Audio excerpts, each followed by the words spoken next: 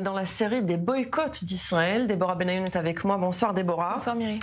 Cette fois, il s'agit du Guinness Book des records. Et oui, c'est une histoire plutôt surprenante et décevante à la fois, qui a été racontée par la chaîne israélienne 12. Le Guinness des records boycotterait donc Israël. Alors toute cette histoire commence avec l'association Matnat Chaim, qui signifie don de vie en hébreu. C'est une association israélienne qui a pour objectif d'encourager les personnes compatibles à donner un rein pour sauver une vie.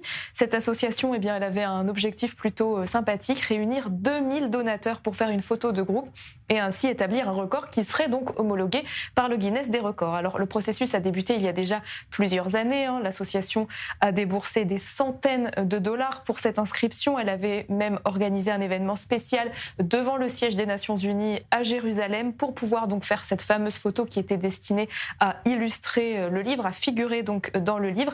Mais finalement, au moment crucial, eh bien, les membres de l'association ont appris que le Guinness des records avait cessé toute collaboration avec Israël. Et c'est un mail qui leur a mis la puce à l'oreille.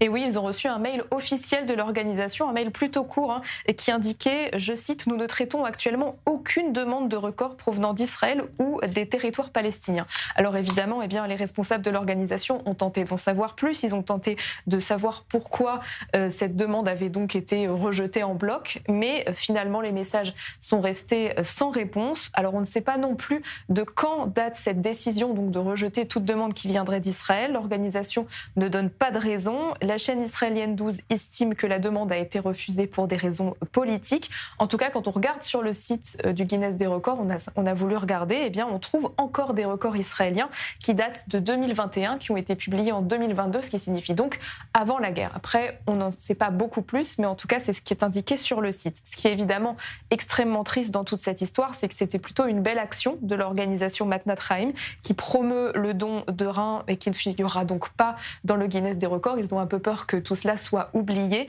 Pour autant, l'association ne compte pas se laisser abattre. Elle continue évidemment ses actions pour sauver des vies.